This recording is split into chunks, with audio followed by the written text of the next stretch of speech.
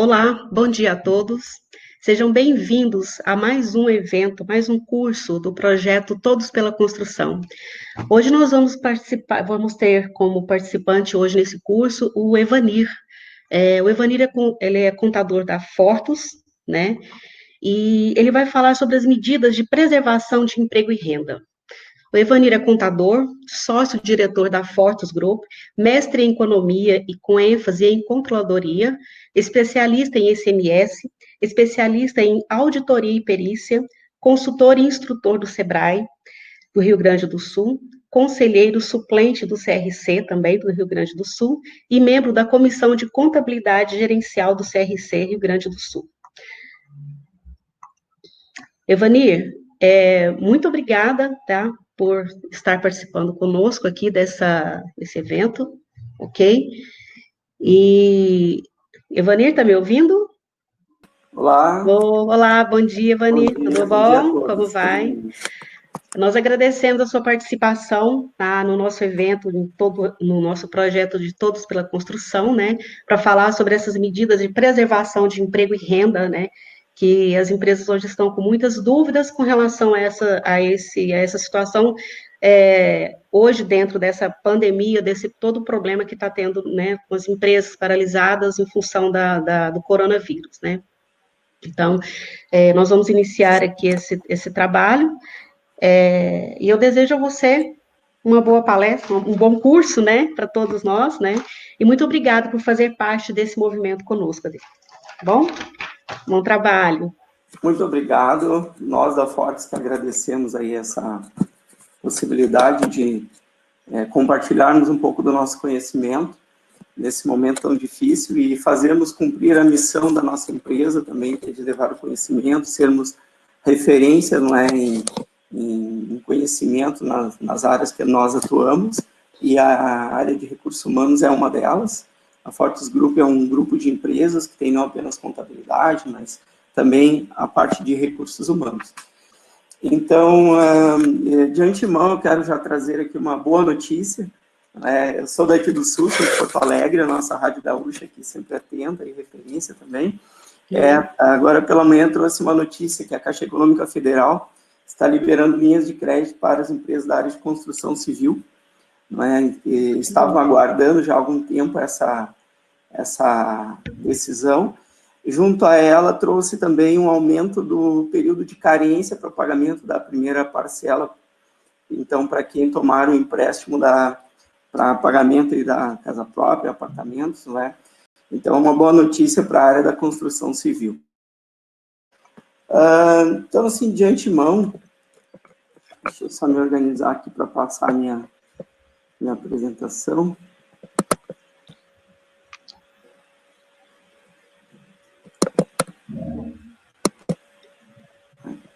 Beleza.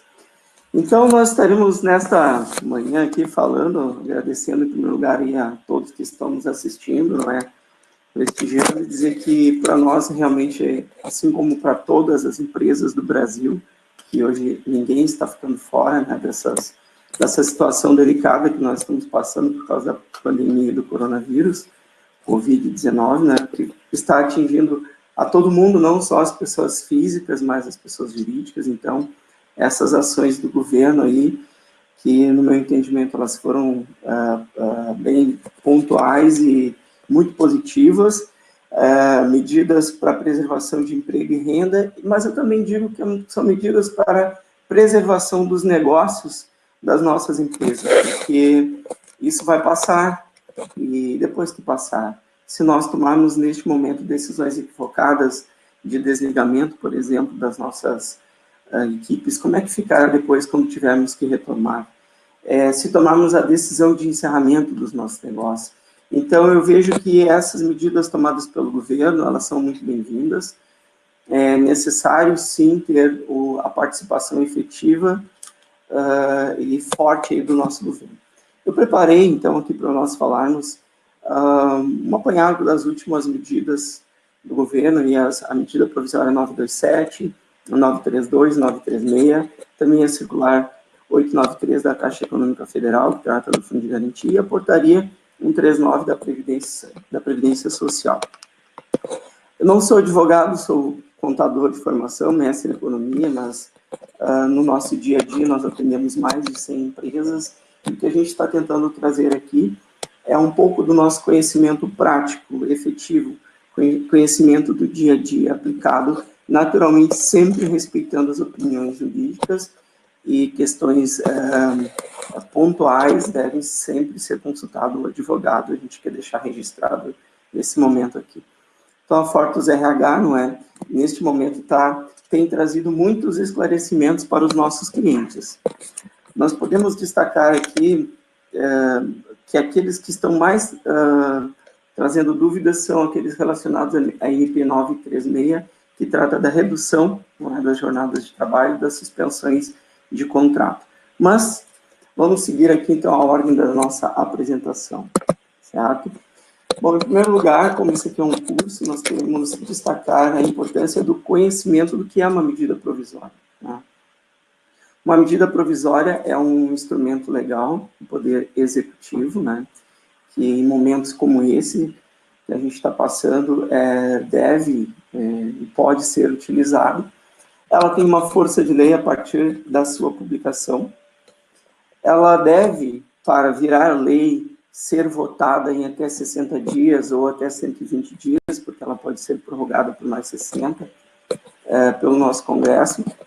O Congresso tem o poder de anular a medida provisória, aprovar integralmente ou aprovar com alterações. Então, a gente tem que ter um cuidado que essa medida provisória, assim como outras que a gente já teve,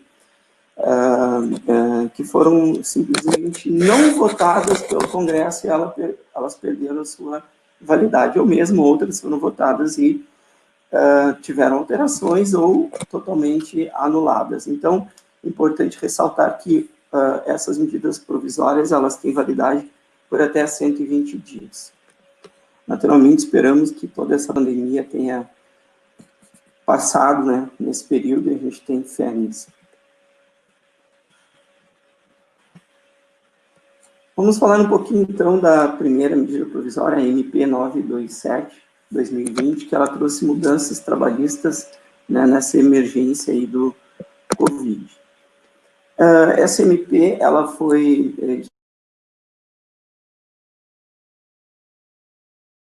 ela trouxe aquelas primeiras mudanças nas relações trabalhistas, né?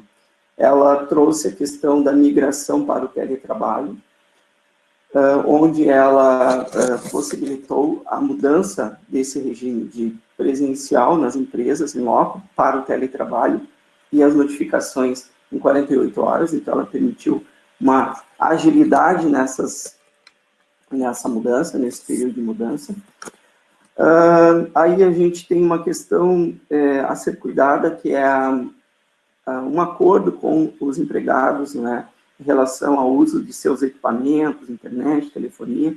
Sempre é importante que os empregadores façam um acordo sobre o uso desses equipamentos. Minha sugestão é que esses acordos sejam por escrito. Então, um acordo para o uso do computador, da internet, que pode ser, por exemplo, uma indenização ou um valor para custear, né, indenizatório para custear o uso desses equipamentos particulares, então, pelos empregados que estiverem em teletrabalho. A MP também permitiu a antecipação de férias individuais, e aí trouxe várias mudanças nas regras de férias. Nós temos a notificação em 48 horas, que antes era 30 dias antes do período, né, antes do início das férias, e agora é permitido que se faça a comunicação em 48 horas. Esta comunicação, ela pode ser feita por outros meios, não apenas pelo meio escrito, em que a pessoa vai colocar, então, o seu recebido, pode ser por e-mail, por exemplo. Aí tem o conselho, né, de que se registre e se guarde este e-mail, que seja realmente de forma escrita ou outra forma eletrônica. WhatsApp, tem muita gente utilizando, guarda a tela do WhatsApp. O pagamento das férias, elas podem ser realizadas até o 5º dia útil do mês seguinte, não é? Até, então, a gente tinha que fazer o pagamento das férias antes do empregado começar o gozo das férias. Agora é permitido que o principal seja o valor equivalente ao salário durante o período de férias seja pago até o 5º dia útil do mês seguinte, né? Da mesma forma, permitiu que o pagamento de 1/3 de férias ocorra junto com o pagamento da última parcela do 13º salário, que este ano é no dia 18 de dezembro de 2020. Então, 1/3 das férias pode ser pago até o dia 18 de dezembro de 2020. Da mesma forma, as férias coletivas podem ser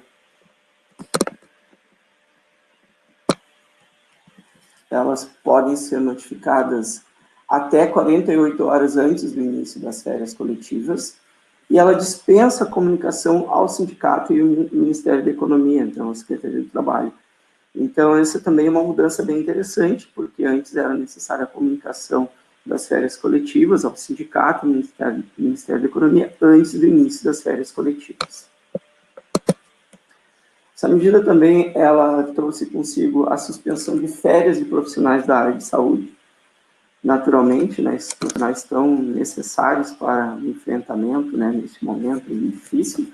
Então, a medida provisória permitiu a suspensão das férias desses profissionais para que, então, auxiliem aí, né, a nossa comunidade médica. Antecipação de feriados, então, foi permitido antecipar feriados municipais, estaduais, federal. Cuidar dos feriados religiosos, que é necessário uma concordância do trabalhador, né? E pode compensar com banco de horas. O importante entendimento aqui é que a gente estará antecipando feriados, então, quando tiver um feriado futuro, então, haverá um dia trabalhado por esse empregado, né? Então, aqui, antecipação de feriados durante esse período em que não houver férias, que não houver uma suspensão, uma redução de contrato, é uma possibilidade, né, já que muitas empresas, muitos negócios, por força de decretos municipais e estaduais, foram obrigados a fechar suas portas. Então, uma forma de, já que seus empregados não podem trabalhar e ainda não estão em férias, outro motivo, pode, então, ser compensados esses dias não trabalhados com esses feriados. Adiamento do recolhimento do fundo de garantia. Então, a suspensão dos meses de março a junho de 2020, né, do pagamento do fundo de garantia, né, da FGTS. Há uma suspensão, não é uma dispensa, não é uma isenção do recolhimento, é uma suspensão, não é, do vencimento do fundo de garantia, que venceu agora em abril, que vencerá em maio, junho, com o início do recolhimento no dia 7 de julho. Então, é importante que as empresas estejam preparadas, não é? Que a partir de julho já haverá o recolhimento do fundo de garantia. Esses pagamentos suspensos, eles poderão ser parcelados, então, depois, né, a partir de julho, em até 6 parcelas, sem incidência de multa e juros. Também foi previsto, na medida 927, a suspensão de exigências de saúde e segurança no trabalho. Aqui a gente está falando para a área de construção civil, muito importante, porque a área de construção ela tem todos os seus exames médicos, exames periódicos que devem ser observados, e a medida provisória ela não dispensa que esses exames aconteçam. O que ela prevê? Que durante a pandemia haverá a suspensão, não dispensa. Então, o único obrigatório é o demissional, né, que também tem uma regrinha aqui que diz que se tenha sido feito o periódico em até 180 dias, fica dispensado o demissional. E os demais, eles deverão ser regularizados até 60 dias após a pandemia. Então, é importante cuidar dos vencimentos dos exames periódicos dos trabalhadores que durante a pandemia não estarão realizando, para serem realizados, então, até 2 meses após o final da pandemia. Outro item é o banco de horas, um item bem importante. que pode ser usado para compensar a dispensa, não é? Com um acordo individual, a compensação em até 18 meses após o término da pandemia, com limite de 2 horas diárias. Então, o trabalhador que trabalhe, por exemplo, 8 horas diárias, ele poderá trabalhar até 10 horas diárias. Então, tem até 1 ano e meio, 18 meses, após a pandemia, para ver essa compensação aí do banco de horas, né? E o limite realmente é de 2 horas diárias. A nossa sugestão é que haja sempre um adendo contratual, um acordo individual, um adendo contratual, informando que a partir desta data o empregado, então, passará, né, a ter o seu horário não trabalhado como banco de horas, podendo ser compensado em até 18 meses após a pandemia. Então, é importante ter esse registro por escrito. Teve um artigo 18, que foi um artigo muito discutido e não gerou bons frutos aí, que foi o artigo 18, ele foi revogado, né? Ele tratava da suspensão do contrato por até 4 meses de trabalho para a realização de cursos de qualificação. Então, este artigo ele foi revogado, então ele perdeu sua validade, então não deve ser utilizado. A outra medida provisória que nós temos é a 932, que ela tratou da redução das alíquotas do Sistema S. Eu trouxe aqui um resumo para nós, né? Essa MP ela tem uma validade de 3 meses, então, abril, maio e junho, né? Durante esses 3 meses. Então, ele reduziu em 50% as contribuições patronais lá, né? Calculado junto com a guia da Previdência, lá para o Sistema S. Então, reduziu em 50%, e o governo estima aqui em 2,2 bilhões de reais a economia para as empresas, com essa redução, então, de 50% ao Sistema S. Então, chegamos à medida provisória 936 de 2020. Essa é a medida mais que está gerando mais polêmica, mais discutida, é aquela que nos tem trazido aí interpretações. Eu tenho a felicidade aqui de participar de alguns grupos que envolvem profissionais, tanto da área contábil, quanto do direito, advogados, juízes, e é uma medida provisória bem polêmica.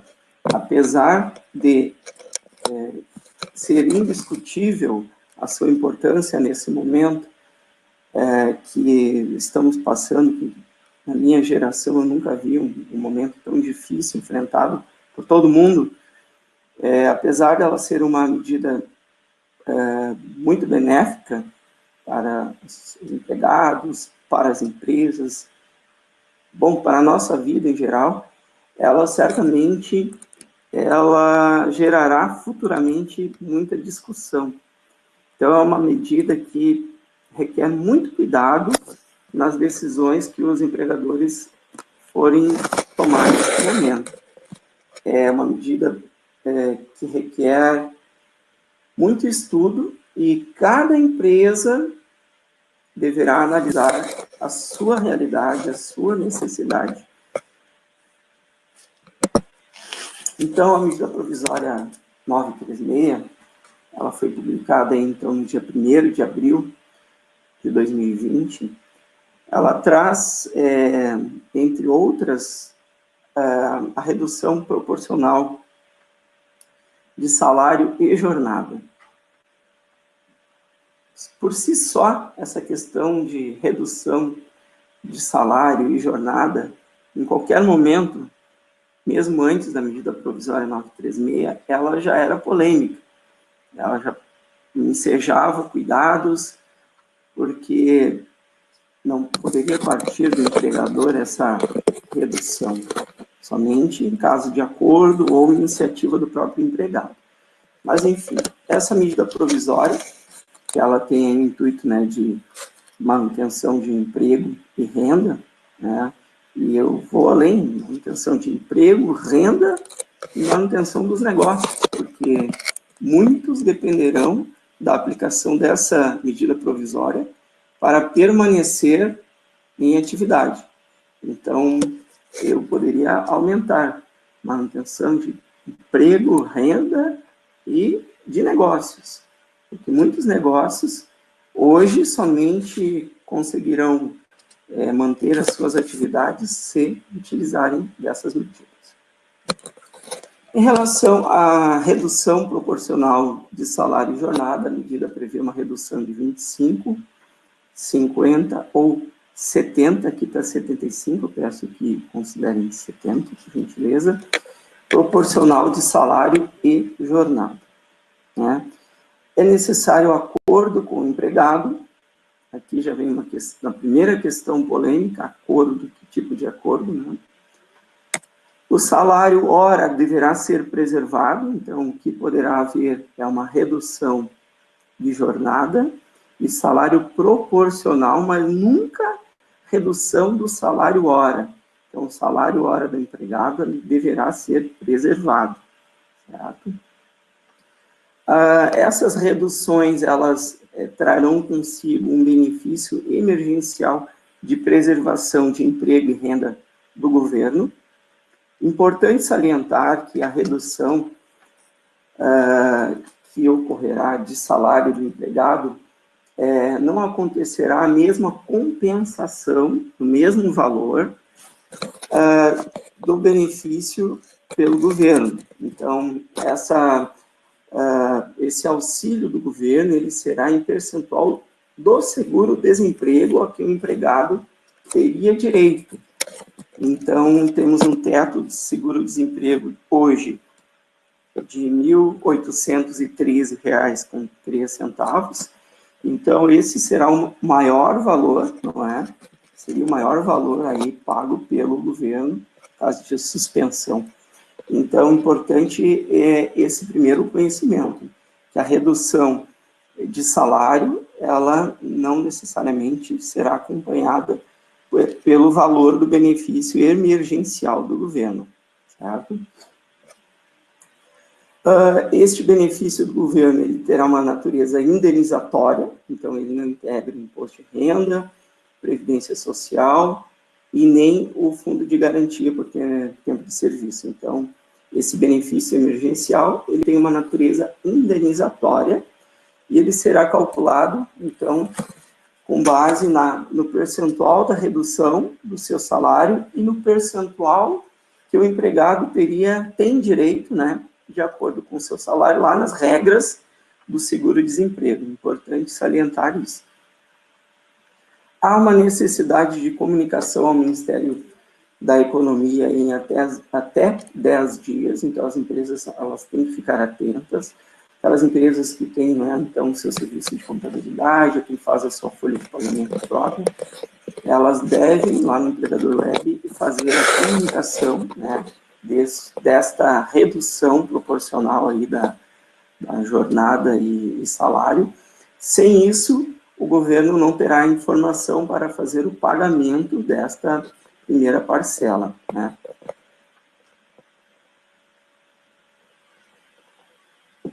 A primeira parcela, então, ela será paga 30 dias após este acordo, essa comunicação, né, esse acordo lá entre o empregado e as empresas. A redução proporcional de salário e jornada. Então, há uma garantia de emprego por igual período. Então, é importante o empregador ter o conhecimento que, se estiver fazendo um acordo de redução, por exemplo, por 90 dias, o empregado terá mais 90 dias para fazer, então, para ter a sua manutenção do seu emprego.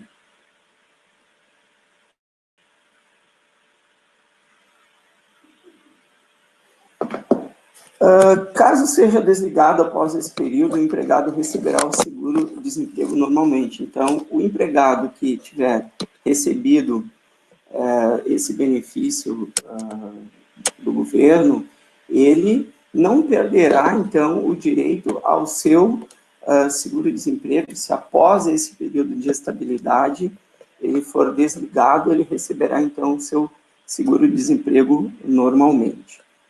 A redução proporcional, então, de salário e jornada, ela poderá ser em, no máximo, 90 dias.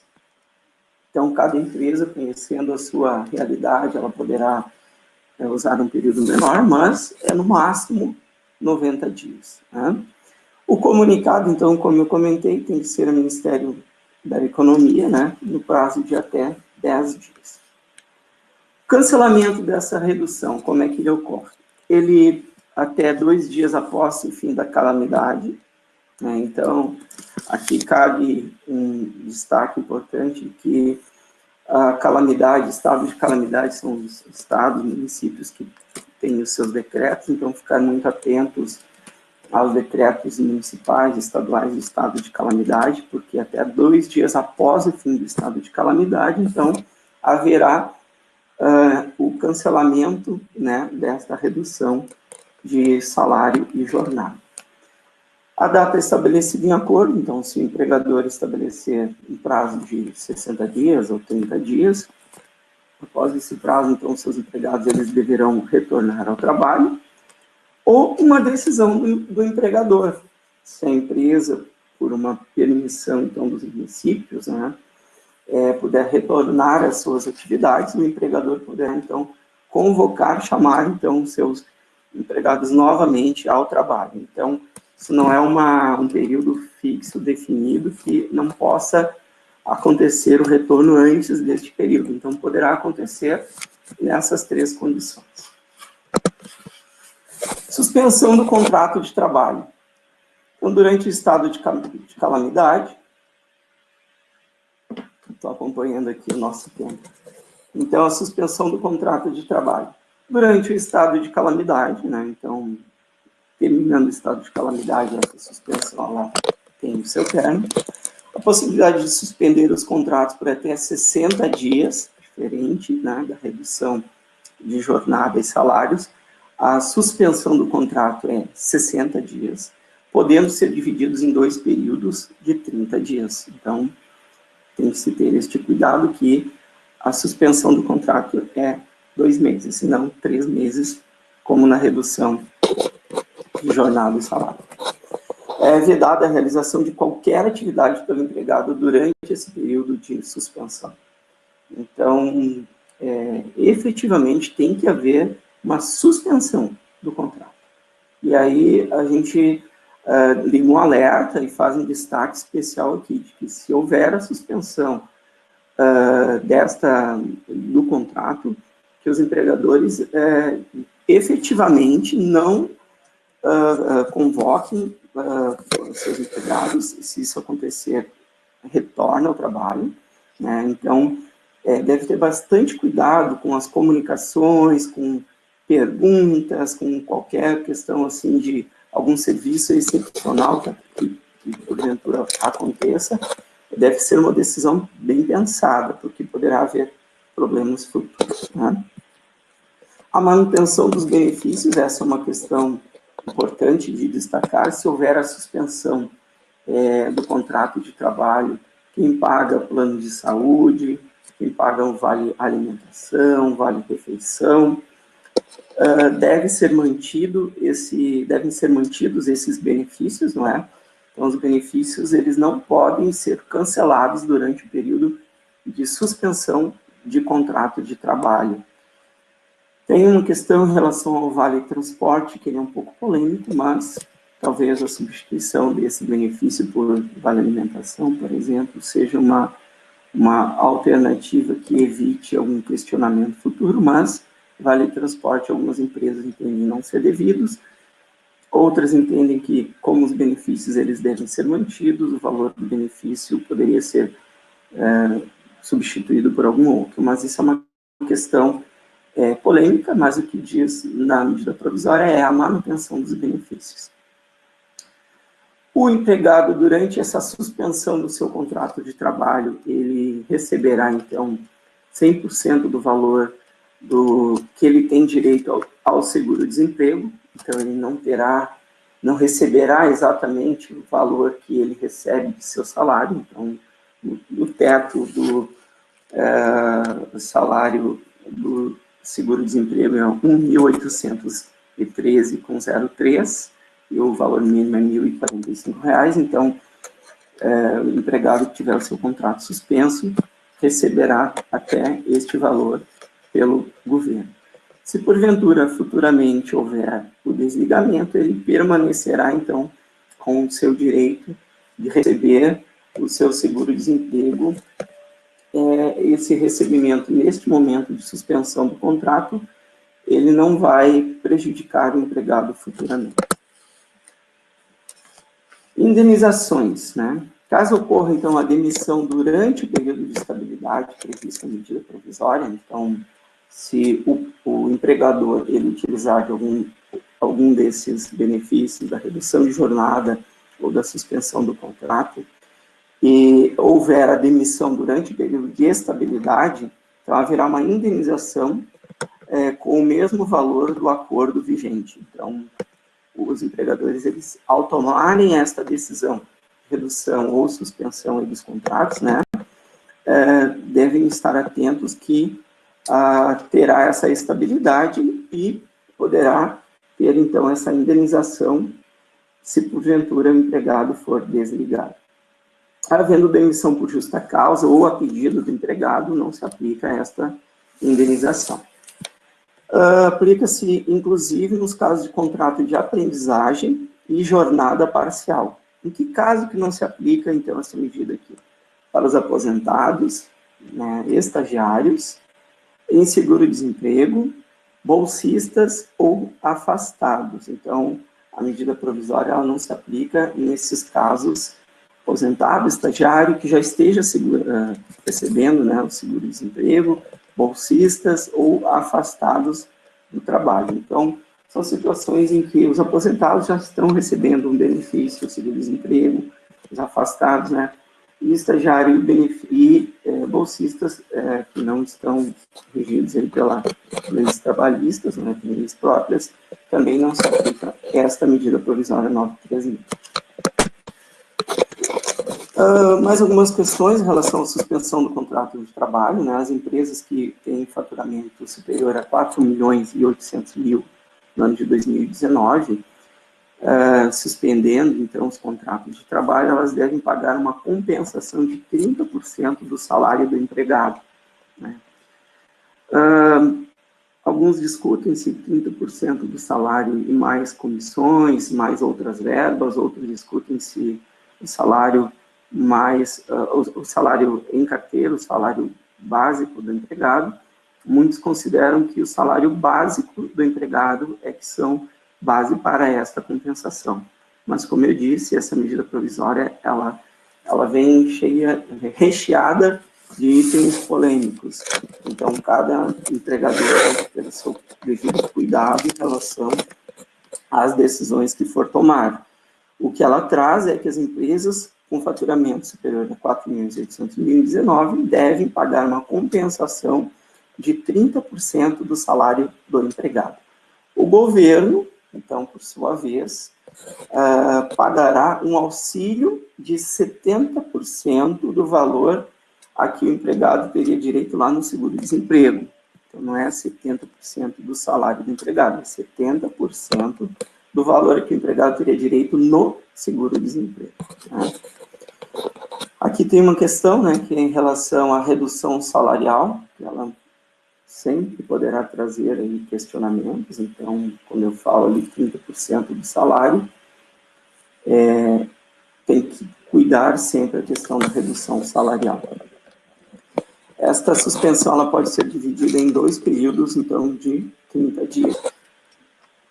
Se o empregador não tiver a certeza do seu período necessário, então faça 2 períodos de 30 dias. Né? Esse benefício emergencial do governo, ele então é calculado com uma percentual lá do seguro-desemprego. Suspensão e redução de jornada, tipos de acordo, né? Importante essa questão dos acordos, né? Acordo individual ou coletivo. Para as faixas salariais até 3.135, ou aqueles empregados com diploma de nível superior, com salário acima de 12.202 ali nos quebrados, é permitido acordo individual ou coletivo. As faixas salariais acima de 3.135, ou com diploma de nível superior, que receba salário até 12.202, é necessário o acordo coletivo. Também é previsto o acordo individual quando a redução for de até 25%. Aqui eu tenho uma consideração e é um entendimento dos grupos que eu participo e meu mesmo, que apesar das regras trazidas aqui, sugerindo, permitindo acordos individuais, é de uma forma mais segura para os empregadores que façam acordos coletivos sempre que possível, né? Procure o acordo coletivo.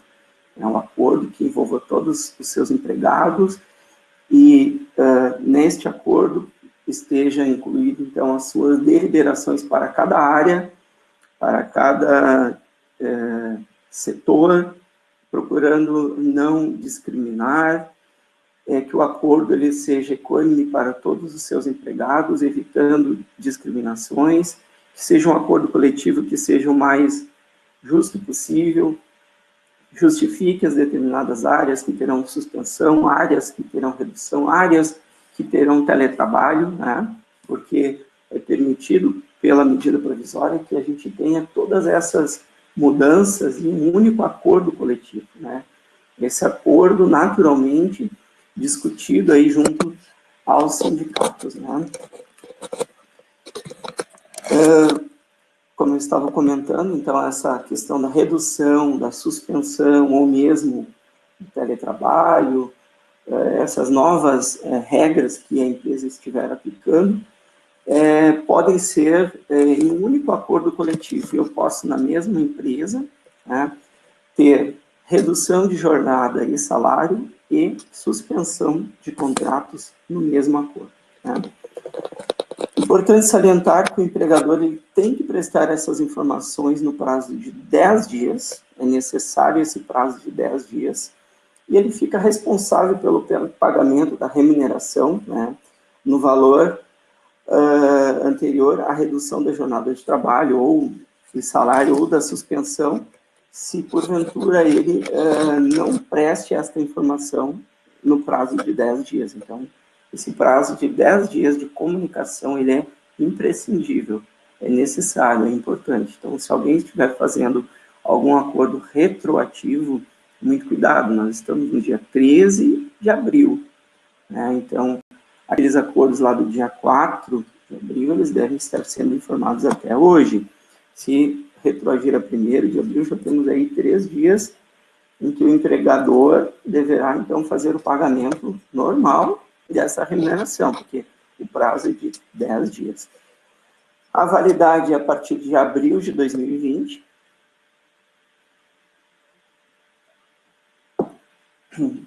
Algumas empresas estavam esperando que retroagisse a março, mas não, a medida provisória ela é a partir de abril, né?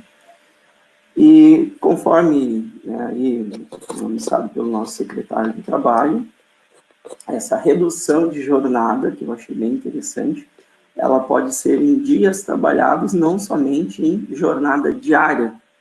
O que quer dizer com isso? Posso reduzir de 8 para 6 horas diárias, ou eu posso reduzir o número de dias trabalhados pelo trabalhador, né, ao longo dos 30 dias do mês.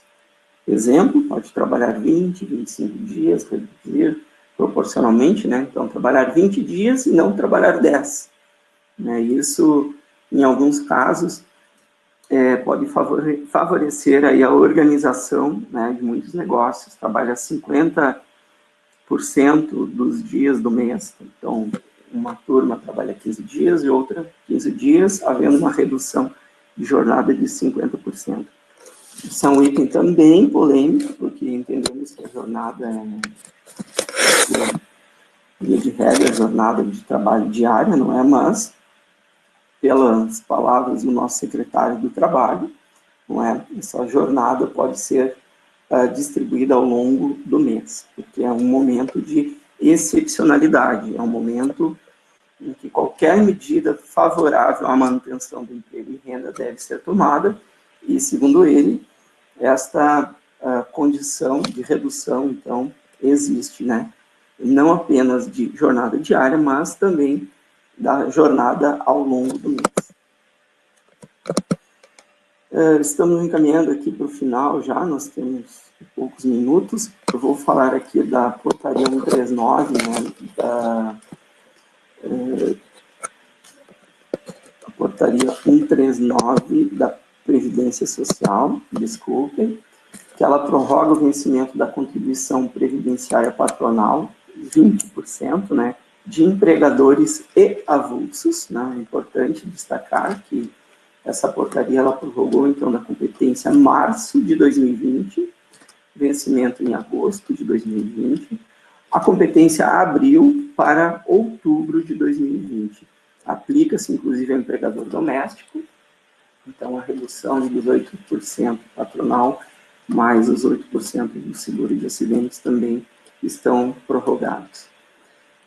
Aqui temos algumas observações importantes, não é? Que, com a leitura desta portaria, a gente entende que não está contido na prorrogação dessa contribuição previdenciária o valor da contribuição sobre prolabores e autônomos, né? Também não prorrogou o RAT, né, que deve ser recolhido pelas empresas de categoria geral, e ainda nós temos a regra específica da contribuição lá para os terceiros, né, a medida provisória 932, que eu já comentei. E continua sendo obrigatório o recolhimento, né, das contribuições descontadas dos empregados. Então, se os empregadores têm empregados, né, naturalmente é necessário fazer o recolhimento dessa contribuição que foi descontada, então, dos seus empregados, né? Que são observações importantes. Tem aqui um resumo, né? O FGTS, ele poderá, então, o FGTS poderá suspender o pagamento do FGTS dos meses de março, abril e maio, declarando na modalidade 1. Então, as empresas devem declarar dívida, né? Devem declarar essas dívidas. Então, a folha de março, um resumo aqui, na folha de março, pode deixar de recolher o FGTS, o 20% patronal dos empregados, mais o FGTS. Na folha de abril, pode deixar de recolher os 20% patronal dos empregados, mais o FGTS, mais a redução das outras entidades. Na folha de maio, pode deixar de recolher, então, FGTS, a redução de outras entidades, e a folha de junho, a redução do valor de outras entidades. Isso aqui é um resumo bem interessante para ser guardado e entendido, porque até o momento está previsto, né? Porque dependendo do andar da carruagem, poderá haver novas portarias, novas medidas, mas até o momento, até sexta-feira, era isso que nós tínhamos.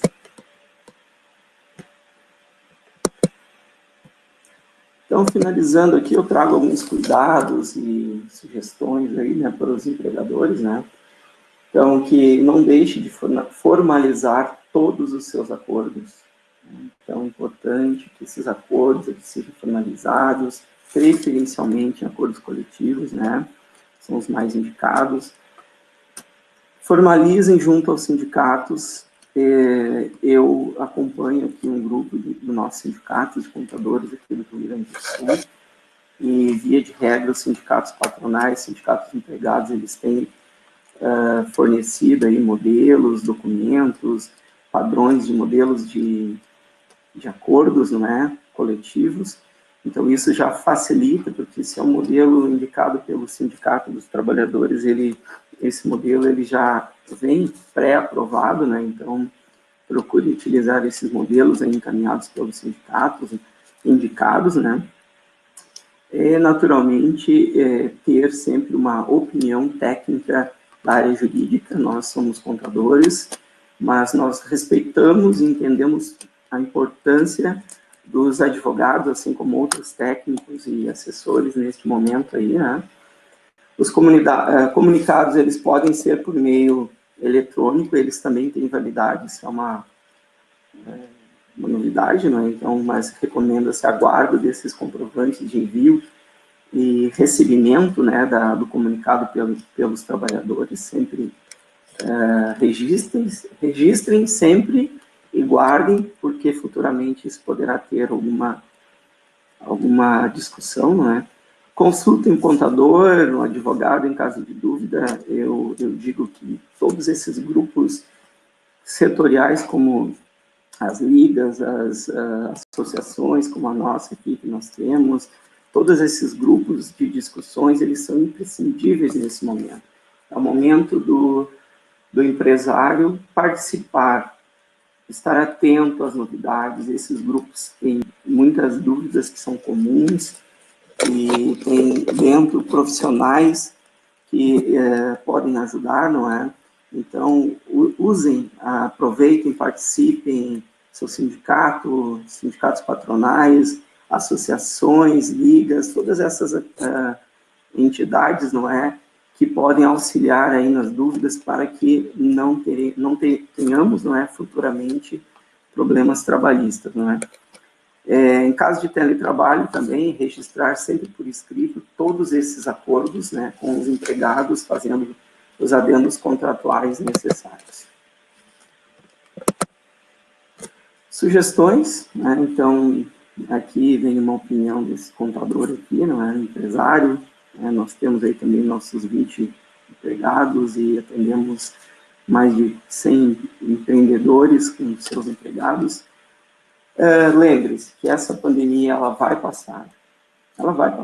Por isso nós temos que estar preparados neste momento para enfrentar e para o retorno aos trabalhos, né? Então, nós sugerimos que organize seu fluxo de caixa utilizando todos esses benefícios do governo para termos fôlego, para tocarmos mais adiante, para estendermos o máximo possível as nossas reservas que, porventura, tenhamos, ou aqueles que não têm a reserva, utilizem todos esses recursos que o governo está possibilitando. Mesmo com recurso em caixa, reserve para o retorno das atividades, né, utilizando nesse momento o necessário, né, não necessariamente deixando de fazer as reservas. Então, se eu não pagar agora minha contribuição previdenciária patronal, eu crio uma reserva para quando eu tiver que pagar, né?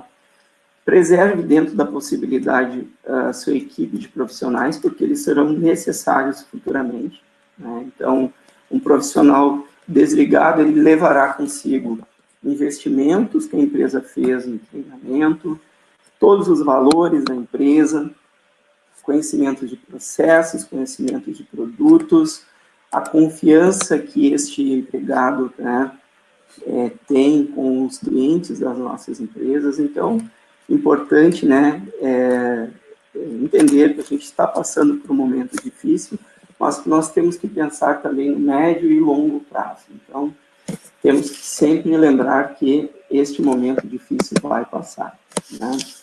Então, muito obrigado. Acredito que a gente tenha algumas perguntas agora para responder, né? Oi, Evanir. Olá. Muito boa sua apresentação. Sim, nós temos algumas perguntas. O George Rodrigues, ele quer saber se essas regras são iguais para micro e pequenas empresas e para grandes empresas, se existe alguma diferença com relação a essa situação. Sim, essas medidas elas estão previstas lá na MP 936 para as empresas acima de 360 mil anuais,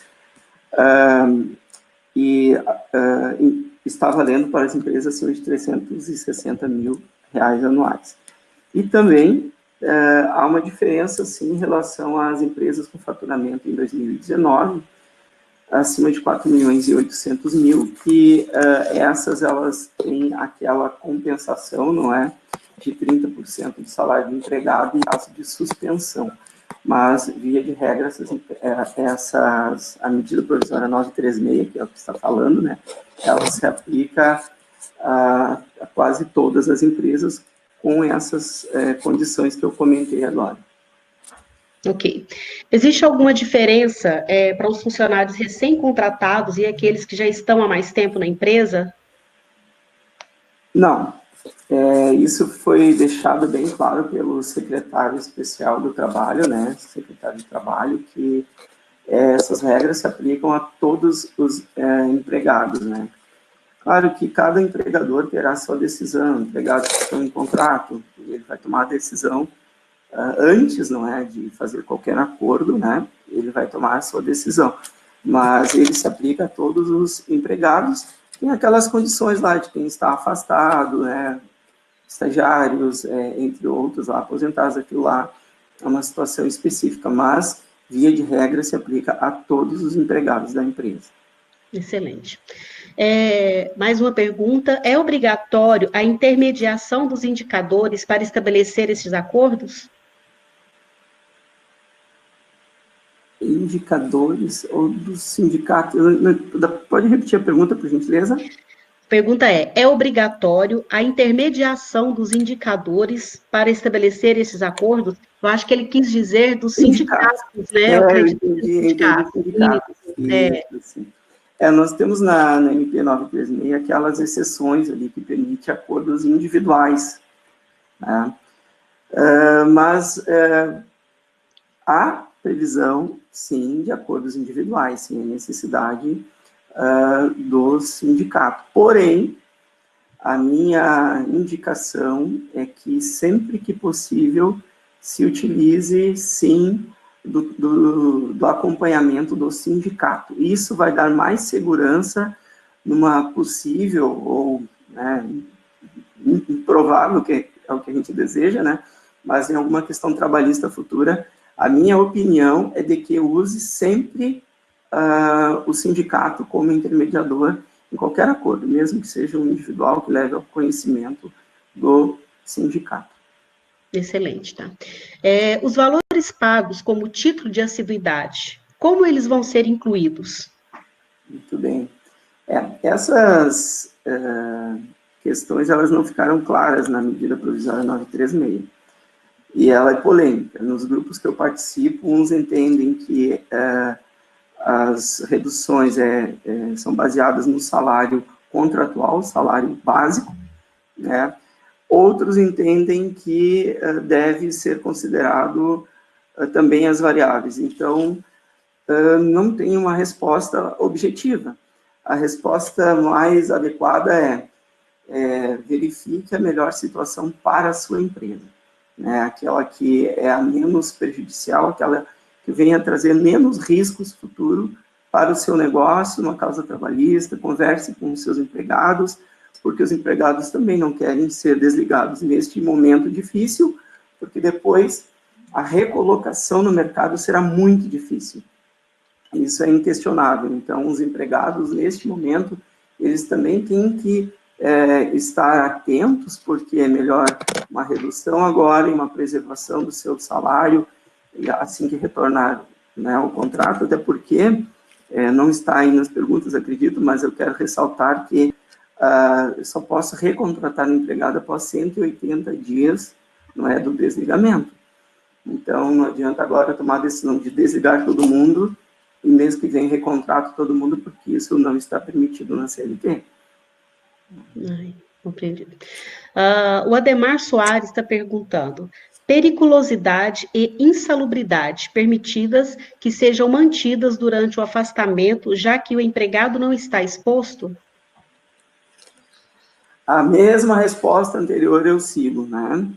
Que dependendo do entendimento do empregador, ele não está exposto nem à periculosidade e nem à insalubridade. Então, a princípio, né, ele não teria esse direito. Mas aí tem outras questões, que é a redução salarial.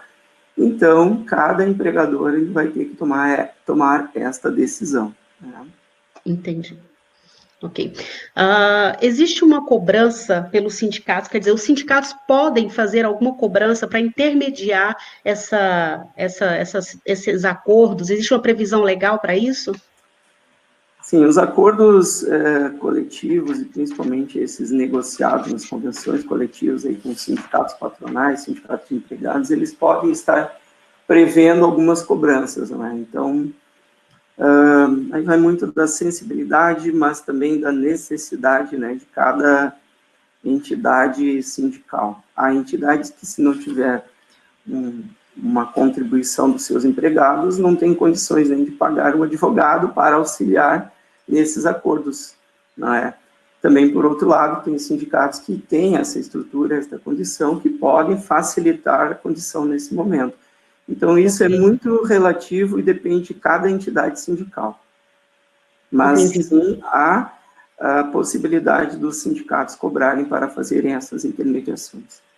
Então, isso é legal, totalmente legal, se o sindicato, tanto patronal quanto laboral, optarem por fazer esse tipo de cobrança, é legal. Eles estão basados porque é previsto nas convenções coletivas, não é? Então, as convenções coletivas, elas também têm força de lei, mas, como eu disse, né, depende de cada instituição sindical. Algumas dependem dessas contribuições para terem as mínimas condições, né, de oferecer uma negociação ou mesmo homologar todos esses acordos. Então, aí nós temos que também ter essa compreensão, né, que é um momento que os sindicatos eles foram novamente trazidos à sua importância, que eu sempre destaquei a importância dos sindicatos, tanto na defesa dos empregados, quanto na defesa dos empregadores, porque eles conhecem os dois lados, e os sindicatos foram trazidos à tona nesse momento a sua importância. Então,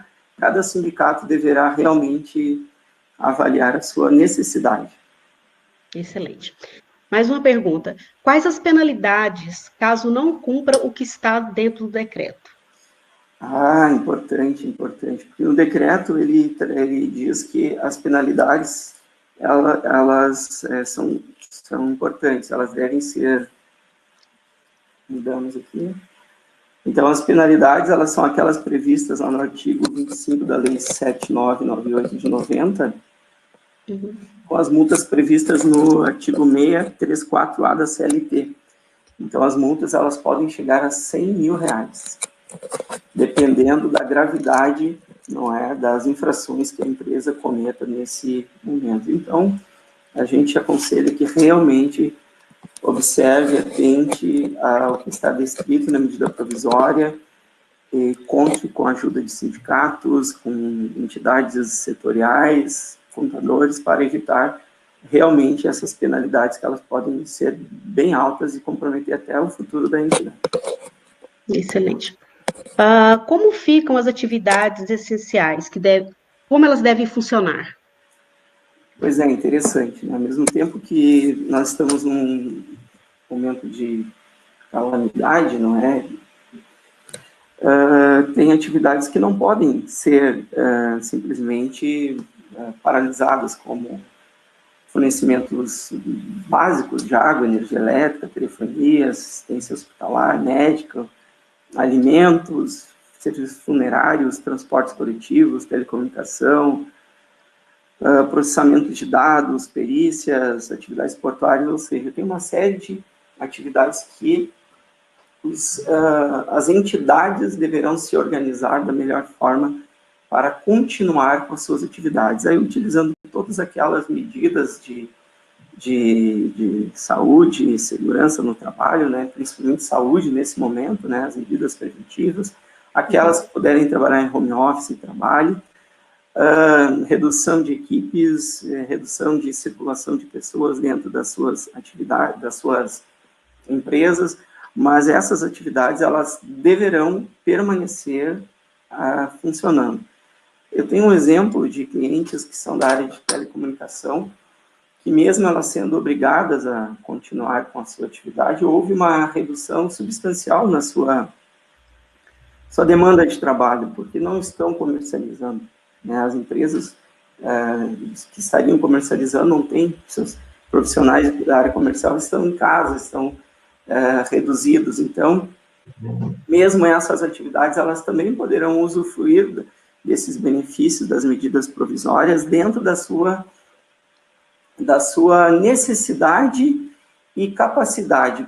Mantendo a sua atividade, elas poderão usufruir desses benefícios das medidas provisórias. Mesmo que sejam obrigatórias, elas poderão usufruir desses benefícios. Aí eu trato alguns municípios, eles estão permitindo a construção civil que continue com a sua atividade, mas mesmo na construção civil há uma redução na sua demanda, não é? Então, essa medida provisória, ela não restringe que essas atividades essenciais utilizem dos benefícios das medidas provisórias, né? Então, bem importante essa pergunta. Excelente. Acho que a nossa última pergunta, os demitidos têm direito ao auxílio demissional? Sim. Esse benefício emergencial que o governo vai estar pagando agora, ele não vai ter influência se porventura, depois que passar esta estabilidade que o empregado tem a ter direito, pela redução, suspensão, ele continuará tendo direito ao auxílio lá no seguro-desemprego. Então, não sofrerá nenhum benefício do seguro-desemprego. Excelente, Vanir. Bom, nós não temos mais perguntas sobre esse tema por enquanto. Eu acredito que possam surgir mais perguntas e normalmente a gente vai estar direcionando para você para que, né, nos auxilie nessas respostas com o pessoal, Vanir. Em nome da Etos, da ABCP, tá, da Construligas, do Sebrae Nacional, nós queremos agradecer, tá, a sua participação, a participação da Fortus aí nesse nosso projeto, que é de extrema importância para toda a cadeia produtiva da construção civil, né? Acho que é um negócio bem importante. E eu quero aproveitar e convidar o pessoal para os nossos próximos cursos de hoje, tá? Que às 11 horas nós vamos ter a Ana Lívia, da ABCP, falando sobre reflexões sobre a necessidade de norma e guia de prevenção da formação de etringita tardia, tá? Às 13h30 nós vamos ter a engenheira Stefane Vitorino, né? Falando sobre argamassas polimerizadas, tá? Então, em nome da Etos, novamente, eu quero agradecer a sua participação, tá? E a gente se coloca à disposição de todos para novas informações, ok? Muito obrigada, Vanir. Tenha um bom dia, tá? Uma boa tarde, tudo de bom para você. Um abraço. Obrigado pela oportunidade. Até a próxima. Até a próxima.